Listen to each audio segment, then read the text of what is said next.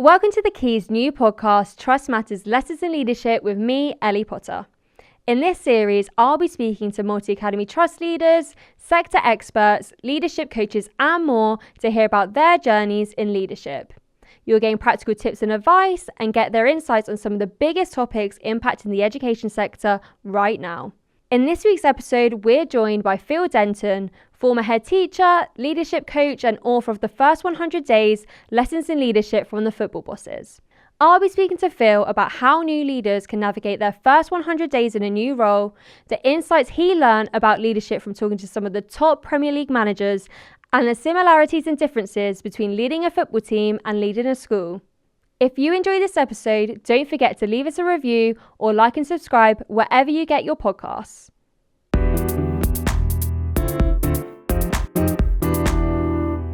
Well, hi Phil, welcome to the podcast. I guess the best place to start would probably be going all the way back and what started your journey in education and led you to your current role. Oh yeah, interesting, I suppose, in that when I was at school, I had no intention at all of going into education. In fact, if I could have run away from a profession, it would have been education. But I actually was really passionate about travelling. I wanted to be a travel writer and went to work in the States, an outdoor education centre. And I think it was there really that I got an enjoyment for working with children and young people. So I came back and worked in sales and marketing and decided that wasn't for me at the time. And then really thought, well, what do I love doing? And I'm having a chat with one of my friends who said about a graduate teacher program. Went along to the meeting, and one of those moments, I think, when you just realise what it is that you'd like to do and what you're passionate about. And then from the moment I walked into that school and had a walk around at Fred Longworth in Wigan, I thought, yeah, this is the place for me right now. Loved it.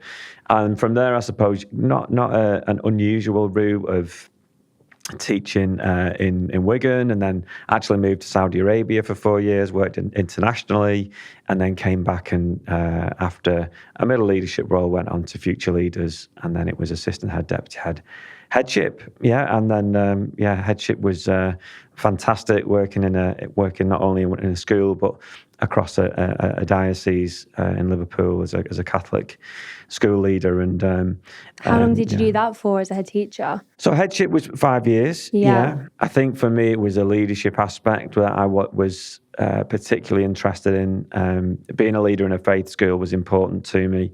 Having a role that you could affect the lives not just of children but of also the adults that you work with. And I think that's so important as trust and school leaders, that you've got to be passionate about not only the lives of the children, but the lives of the adults that you work with as well.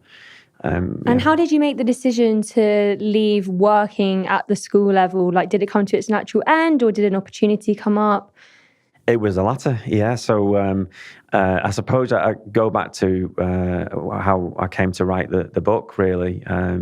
I had a chance meeting with a football manager, and it's my favourite football team, Tranmere Rovers. Huge team, well known around the world.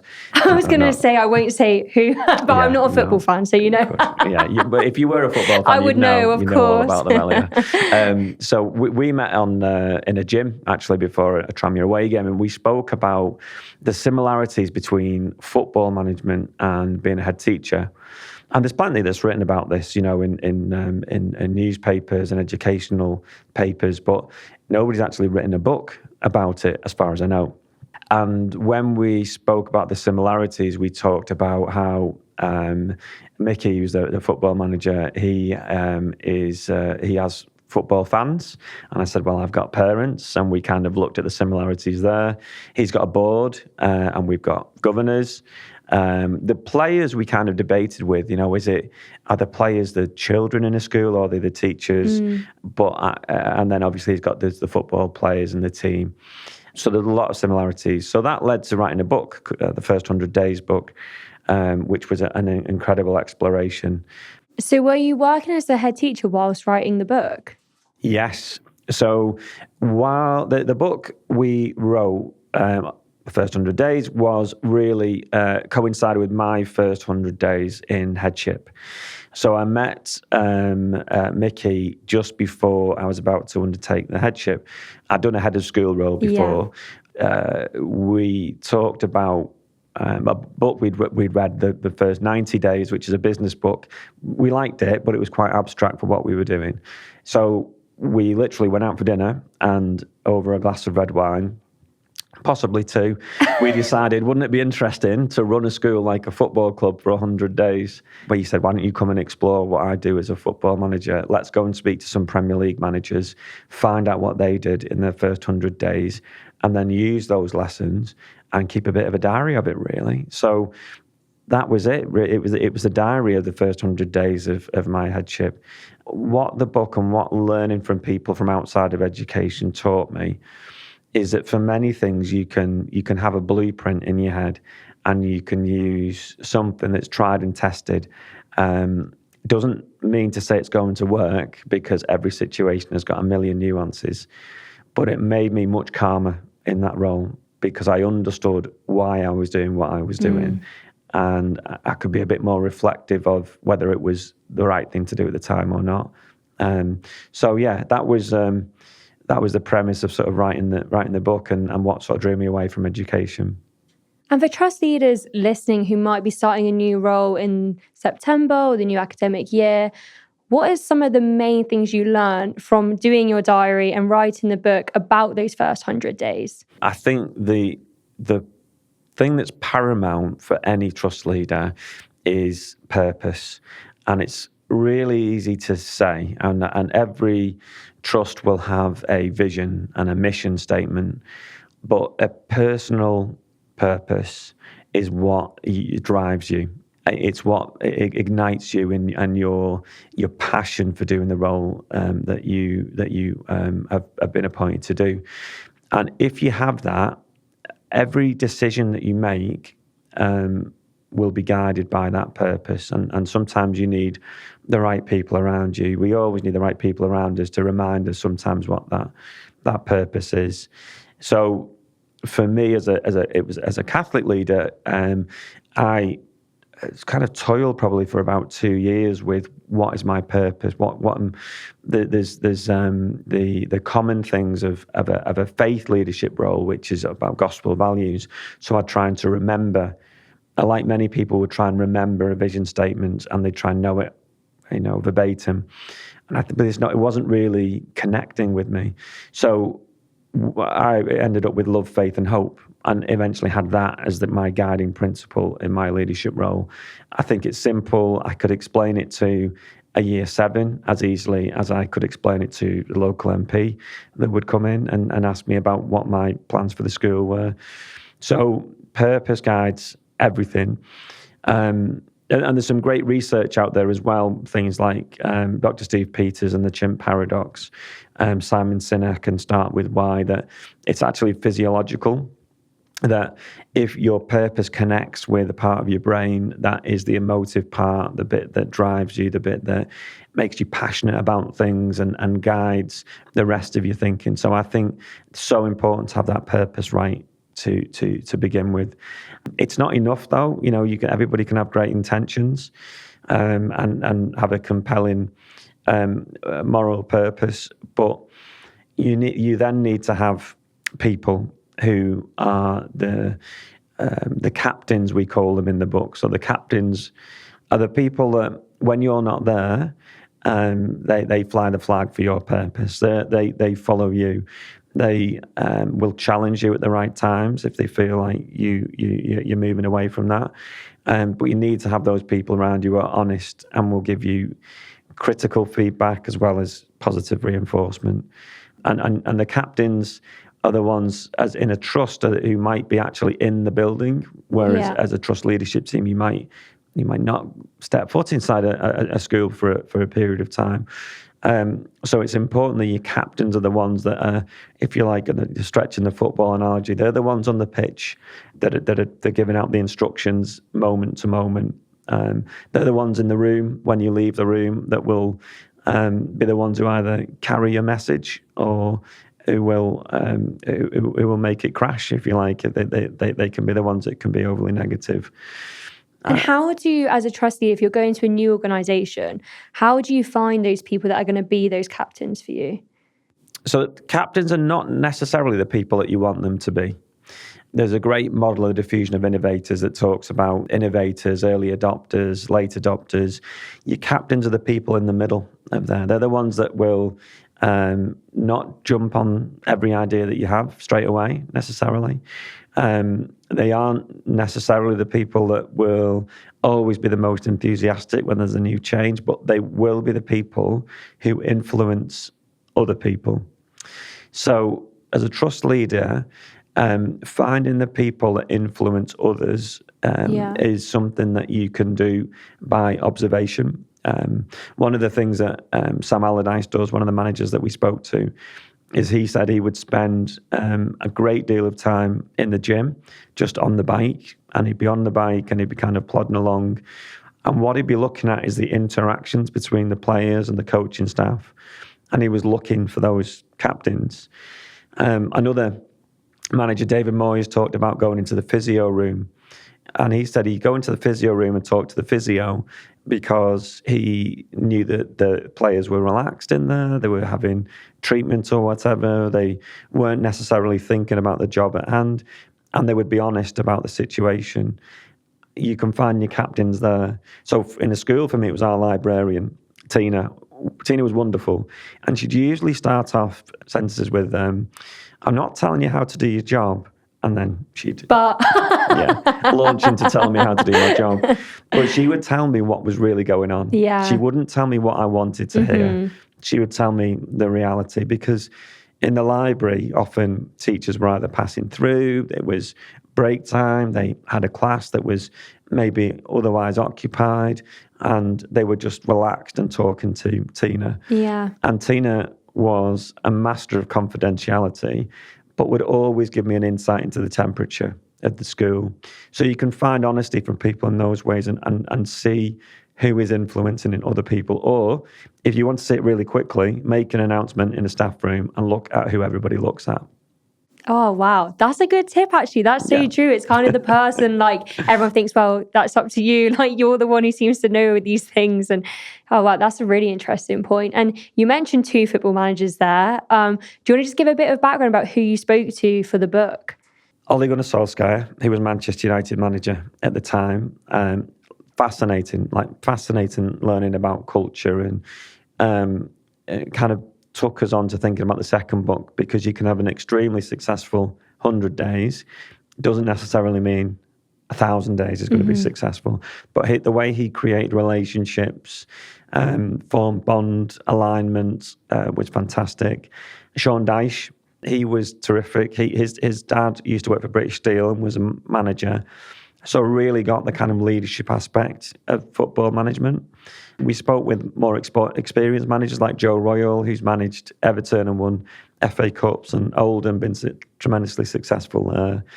Maurizio Pochettino. So, some big names. Yeah, big names. And there's more people who've been fans of the book as well. So the League Managers Association sent the book around to 600 and odd football managers. So everybody from Jurgen Klopp, Pep Guardiola, Eddie Howe, Gareth Southgate, they've all got the book, and he gets lots of feedback from them. So, a really good array of Premier League football managers who all had really successful 100 days. And what was kind of fascinating is the humanity of them and the humility. Yeah. They were all very reflective. I think that was a real eye-opener. Something like Sean Dyche told us a story of his first 100 days when he was a Burnley manager and they were playing away a game against Wolves. And he said they were losing at half-time and in danger of actually getting drawn into a bit of a relegation fight, which might have cost him his job. Yeah. So at half-time, he went in and he thought he was going to give this sort of Churchillian speech. He said, I actually went into the toilet, leaned over the toilet and just started saying to myself, breathe, breathe, because the pressure had got almost overcome him at that point. But got through it and then came out and was quite calm and directive. So I think the the managers that we spoke to, I gained so much from them. And they also asked a lot about headship as well, and leading schools, leading trusts. Fascinated by it. And what I also learned is that when I spoke with multi-academy trust leaders, we really underestimate the complexity of the role. Yeah. Football managers don't have to deal with the roof. They don't have to deal with players' wages, really. They don't have to deal with, the pitch not being right. Whereas as a head or a trust leader, you have to think about everything, heating bills to, student outcomes to, HR issues. That taught me a lot about how much school and trust leaders underestimate the complexity of their role. I guess one of the most important elements of the first 100 days is setting up a team around you that you trust and can rely on. What are some of the tips you learned from those as football managers and speaking to those in schools about setting up that really core team? So, like I said before, there's that clarity of purpose, and that's really important. And like as I mentioned, then going on to getting to your captains. The next element of it really would be looking at the position that you're starting from. So teams face different situations. And one of the things that managers spoke to us about was being successful in one place, going somewhere else and trying to do exactly the same thing again. And that phrase that if you always do what you've always done, then you'll always get what you've always got. It simply isn't true in leadership. Yeah. It's not true. So understanding the position. There's a great model, the STARS model that we refer to a lot, which again, when you're setting up a team, you need to understand what the goal of that team is. Is it a startup? Is it a brand new school, let's say? Are you looking to turn a situation around? Is it accelerating the growth or realignment, or are you actually looking to sustain success? And each one of those creates this acronym, STARS model. The best leaders creating the best teams understand the position they're starting from, and they adjust the approach to suit. Let's take, for example, we've got new managers starting, like the new Liverpool manager. His situation is not a turnaround situation. So the language you'll hear him using now is not turnaround language. It's about sustaining success. There's a bit of accelerating growth. He's bringing in, building on what Jurgen Klopp's left behind. The best teams are created from a position of understanding of where the starting point is. And a great book, Start with the End in Mind as well, looking for where are you actually looking to get your team and then working back from there. I think that's important as well.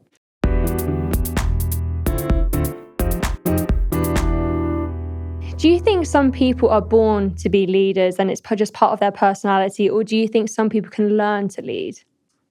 I think it's definitely a learned trait for me. I think it's learned, and I think you can develop it as well. And remembering that leaders take all different forms as well. Some leaders are more heavily on the caring and empathetic side, and that's what the situation and the team needs. Some leaders are more directive and kind of bullish, if you like, in their approach, which is the best suited approach for that situation. But I think if we consider that leaders are influencers, and I hear my friend Drew Povey talk about this a lot, he talks about leaders being influencers. We all influence people, whether it's people looking after a crash, whether it's people running a coffee shop, whether it's people, we're all influence people around us by our behaviours. Anybody can grow and develop to be a leader and pick up specific things. The most important thing is being yourself.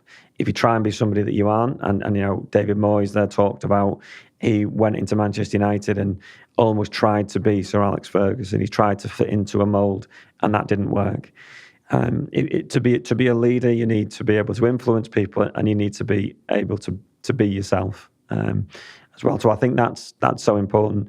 When you see people at work under really high pressure, they're the people that sometimes thrive off it. And many of the managers talked about, if you don't like that intensity, if you don't like the intensity of driving on thinking everybody's looking at me, everybody's wondering what my next decision is going to be, then it's going to be a difficult path for you. You can manage it, but it'll be a more difficult path. Something like the COVID situation for me, it was horrendous what happened in the country, but from a leadership point of view, I actually enjoyed the challenge every day of thinking there's a different thing today. There's a different, something we've never done before. How are we going to mitigate this situation or get past it? So I think that can be a positive, but I think, leaders can grow, leaders can develop and can be shaped 100%, and everybody influences somebody. One of the hardest things about leading an organisation is if you're coming as someone new and the person who's departing was super popular, really well liked and successful, I guess David Moyes and Sir Alex Ferguson. When you're speaking to David Moyes, what are some of the things that he did to move away from such a legendary leadership that came before him? Yeah, well, it was a really interesting one because he had a fascinating 100 days because the chief executive at United left as well, and Alex Ferguson and David Gill really ran that club in quite a way that it was only them. They were literally running the vast majority of things. I think when you step into the shoes of somebody who's been a legend, if you like, first of all, it's really difficult. You're talking about sustaining success. And in the stars model, that's the hardest position to be in. Don't try and be them. Once again, people will look at you and they'll be thinking, how does this change affect me? Mm-hmm. If you can work with them to show them that this is going to be a positive change for them and that they will have opportunities, they'll feel cared about, they'll feel trusted, they'll feel like the overall group, team, school trust is improving. Those are the biggest steps that you can take rather than worrying too much about personality. People will remember how you're making them feel. And that's why they love the person before, because of how they made them feel. So I think the main bit of advice is don't try and be that person. Be yourself. And the majority of people don't tend to like change or find change easy. When you are coming in as a new leader, it's a massive change, especially if that team has been established for a while. And if you're thinking of making even bigger changes once you're in that role, how would you recommend that trust leaders go about leading change?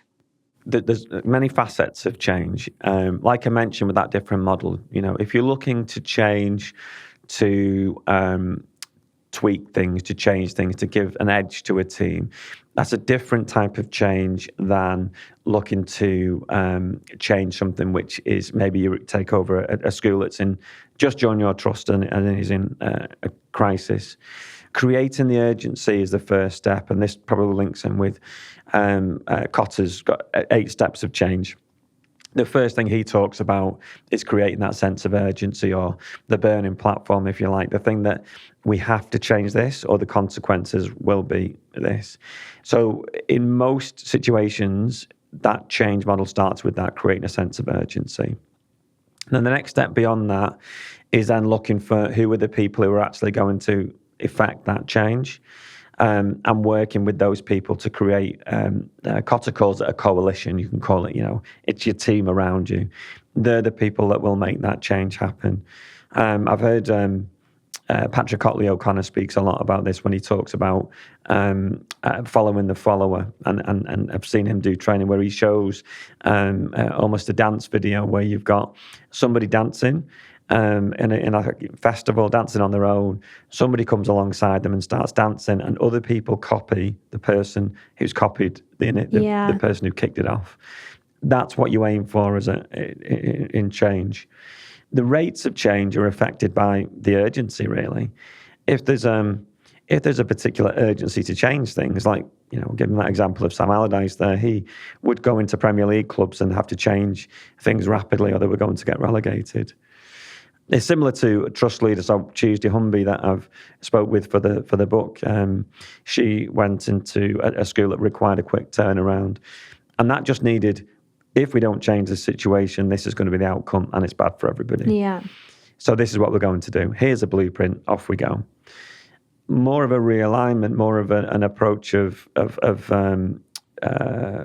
accelerating growth would be getting the coalition together and looking for them to come up with a solution themselves. So Ole Gunnar Solskjaer talked about working with the front three at United. It was Rashford, Lingard and Pogba at the time. They were playing away against Tottenham. And he said, right, we need to change the way we attack because it's not working when we play against three defenders. What do you think? You're all brilliant. You've all played against three defenders before. They came up with a strategy. They implemented it. And so the investment in that was much greater. But that wasn't a turnaround situation. That was a realignment situation. Yeah. So again, it's different. But first of all, setting the sense of urgency, creating the coalition, and then following through with action after that.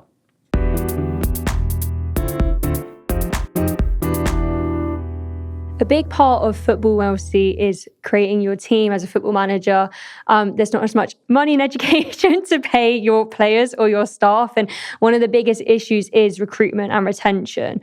What are some of the advice you give to leaders that you coach or speak to when it comes to the issue of bringing on new staff and keeping them? Yeah. The first place to look at, we usually say recruitment and retention, don't we? It's actually retention and recruitment, because if you want to keep the best people that you've got, or you want to create an environment where people in the school feel, or the trust feel cared about, they feel valued, they feel a sense of belonging.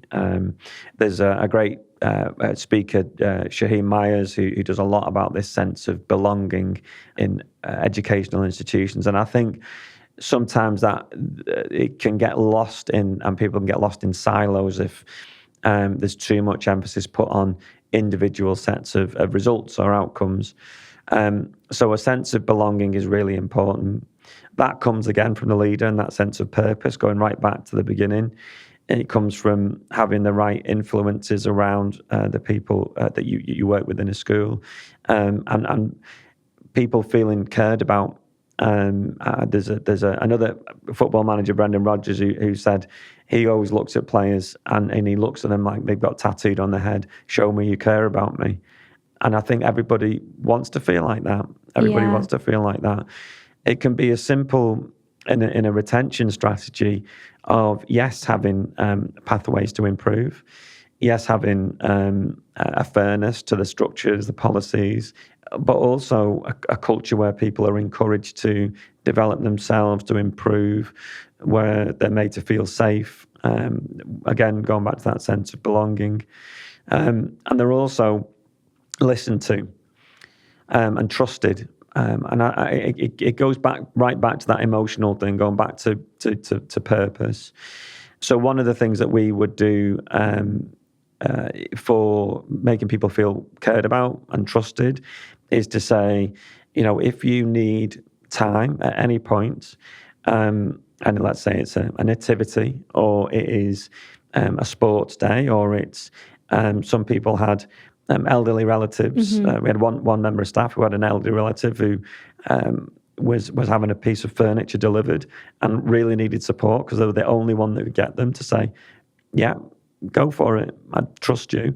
And you'll always get 10 times the amount of effort and care back.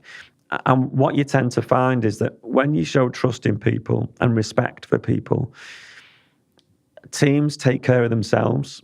Now, if somebody is going outside of that, they'll tell each other. Teams will tell each other, and you get a sustained, more long-term sense of belonging and enjoyment from working somewhere. And regardless of money, there's some great work by Dan Pink who talks about motivation, and he says that money. Nobody in education is really driven by money. Of course, yeah. But we have these kind of pay scales now which try and push educators towards that. He actually says the only reason that people are ever driven by money is when you're working on like a production line. I used to work on a production line in the summers, and we were driven by the number of valves we moulded. We got paid more money. It made you mould more valves. But in terms of education, he talks about it being about mastery, autonomy, and purpose. So purpose, I think I've said that enough. Autonomy is the freedom and that trust. And then mastery is the ability to go and develop yourself, develop your own skills so that you feel you've become a master at your craft, at your art. At some point, you might want to go and take on a leadership role as well. Many people do. And then if a school supports you to do that, you keep that sense of autonomy. So in terms of retention, I would say mastery, autonomy and purpose keeps people within a school. In terms of recruitment, we do have a recruitment crisis. The company that I work for now, Pogo, is champions flexible working for all.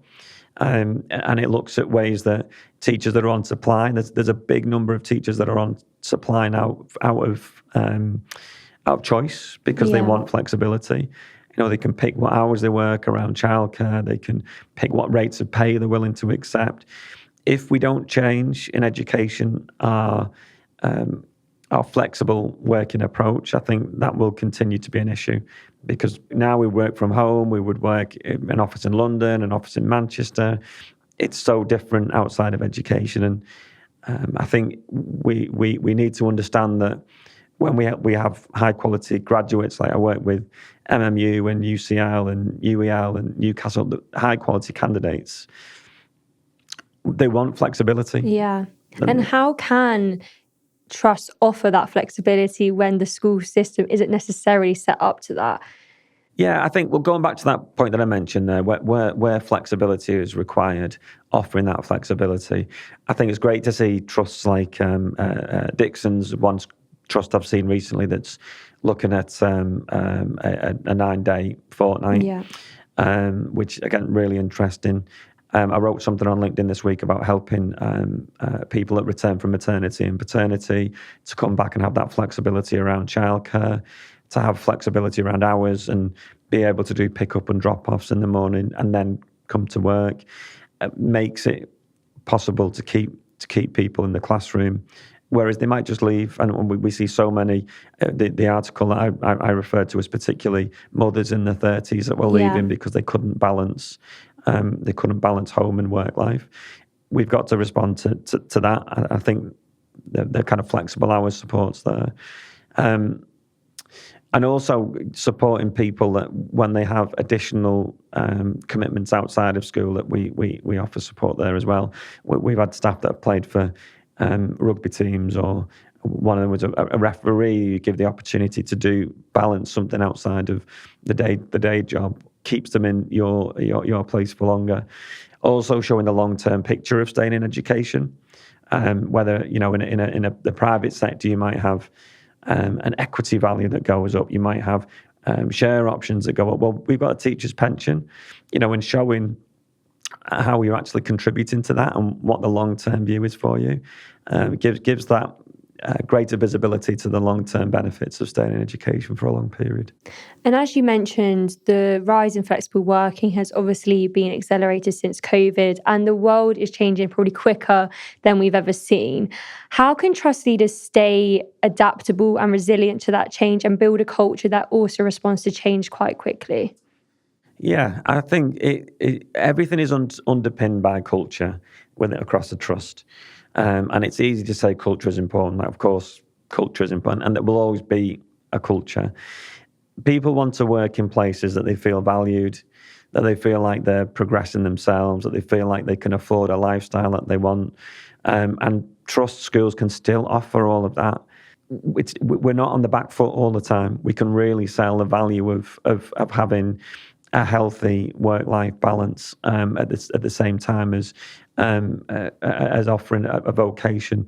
So I think staying on top of things as trust leaders involves not just living in an education bubble. We work with people in the local community, like the NHS would have the same challenges, losing staff to overseas settings. The commercial sector is challenging as well, to keep people in a role when there are people out there who actually try and poach them and take them to their company if they think they're doing a good job. So having a good network of people that you either communicate with formally or informally, to see that the challenges in education aren't solely in education, they're in every single sector, one way or another.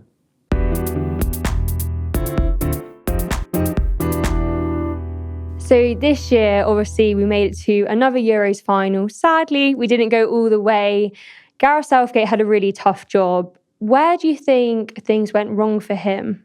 Well, it's difficult, isn't it? Because everybody's got the hindsight. And in hindsight, many people wouldn't have played the same team or would have brought substitutes on earlier or would have started with different players. I think actually he's done a fantastic job. I would have liked to have seen a bit more ambition, but then when England did show that ambition and got back into the game in the final, they did open themselves up, and then Spain scored straight away. So you can see why he set out. What I like about Gareth Southgate is he had a plan, and he said, whatever anybody else says, this is my plan. He recognised why the FA had given him the job in the first place, because that's who he is. You know, he's not an erratic manager. He's not all guns blazing type manager. He's calm, considerate, and that has made us more successful in the last 8 years, is it? Yeah, 8 years. Since we've been in, nearly 60 years. So I think he did extremely well. Personally, I would have put Cole Palmer on earlier and those little things, but who knows? That might have opened things up, and we might not have done as well. And I wouldn't have taken Luke Shaw because he was injured. But it's all hindsight, isn't it? I think he's done a brilliant job, and we can learn a lot more about the job that Gareth Southgate did, from realignment, from getting a team together, cohesion, that sense of purpose, that sense of openness with the media. I think there's a tremendous amount more to learn from the job that he did than there is about not quite getting over the line and winning it. But sometimes that's just football, isn't it? We've been nearly there so many times. I think it was the fact he didn't wear a waistcoat again. Probably. That's the thing that I think that it's no. But no, I agree. I think there's so much more to take from his leadership. It was an incredible period to be an England fan whilst he was manager. And like you said, as a trust leader listening, what are some of those lessons they can learn from his stint as a leader of the top job in UK football? Well, I think, first of all, understanding what pressure looks like and seeing that I think what was great, what he did in the press conferences is that he maintained that calmness and openness and said, look, it's not nice. He didn't try and bat questions away with cliche answers. He said, I'm not enjoying this. I think his vulnerability was really refreshing to see as a manager. Yeah, it was brilliant, wasn't it? And it made everybody just think, oh, hang on, this guy's just doing his best. And he talked about the players, they're doing their best. Everybody could disagree and say, you shouldn't be playing Harry Kane and he hasn't done this, but he was the captain. He was the leader. Do you really take him off and change all your plans because you've had 3 games that have not gone as well? Maybe, who knows? But that's not him. And what I liked about him is his vulnerability, his openness, and that he was consistent right the way through. You might not plan a wild day out at a theme park with Gareth Southgate, but you'd probably put long-term financial investment behind him. You can trust him. Yeah, you can trust him. Yeah, you wouldn't buy a sports car off him, but you might buy a family car. Love that.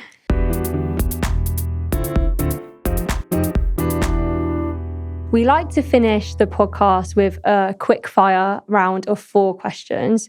The first question is, what do you think is the biggest challenge facing the education sector at this moment? I think it's recruitment. If you look at the percentage that recruitment's down at the moment, head figures are around 51%, people coming into the sector. And I don't see education adapting quick enough.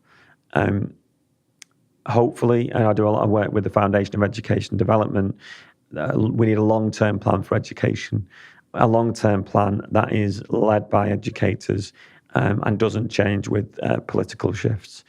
If we can get that and we can work with people within education and outside of education, I think we can make a brilliant job of teaching something that's attractive to even more people than it is at the moment. Second question, I feel like I might know what you say for this, what you said earlier, but what motivates you on those hard days? Purpose for me, drives me, yeah. Purpose of making a difference. And the work that I do now is we have a free professional development platform that's part of Apogo, heavily focused on special educational needs. So a lot of the work that I do is driven by, seeing my children and how they've suffered from not getting the right support in the classroom. No criticism of the teachers or the schools. It's just that people weren't as equipped as they could have been. So really looking at creating courses that are going to make a difference to the practice of educators and then the experiences of children. And third question, what do you think has been your proudest achievement in your career so far? I think opening the box of books, to actually get that and that whole experience to share, to see so many people in education reading that book and still contacting me to say how they've used it, how the reflection points have helped them, it's guided them, and how they've reached out and asked for phone calls and things like that. And I think the other kind of personal pride in that is that I didn't realise it till I started. I just had it in my hands that this is something you have forever then. This is something that you can, hopefully your children will pass on to their children and say, look at that. And it's a pretty decent read. It depends which Amazon reviews you read, to be honest. Some of them aren't as positive. Just filter the top to bottom and just don't ever read the ones at the bottom. That's it, yeah. And finally, what are you most looking forward to in the next academic year? We've got some really exciting opportunities ahead. We're about to work with some large multi-academy trusts that really buy into the way that we're looking to change the way that supply teachers are supported and developed, and the way we use tech in education. So I think this year ahead for Apogo is really exciting. And I feel like I have a bonus question for you, seeing as a lot of the talks about football managers. I can't let you go without asking, who do you think will be the next England manager? I would imagine, thinking about the way the FA is going, it'll be somebody like Graham Potter, or it'll be somebody, maybe even Lee Carsley. Lee Carsley just taken over from Gareth Southgate. I think that seems to be the FA's model, is to bring people through. So I think they're probably going to see how he gets on with the media, and he obviously is an excellent coach. So I think if that's the model, and that's the plan, long-term plan, and that I'm an advocate for, then they should stick to that and then see where they go from there. Amazing. Well, thank you so much, Phil. I feel like I've learned a lot about leadership and football. As not a previous football fan, I feel like I've learned a lot. So thank you so much for coming on today. Thank you. Thank you. Thank you for listening, and thank you very much to Phil for joining us today. To find out more about how The Key can support your trust, please visit thekeysupport.com/trust. For more information about Phil, links to relevant resources, and information on how to subscribe to the Trust Matters monthly newsletter, head to the description below. If you enjoyed this episode, please do like and subscribe or leave us a review.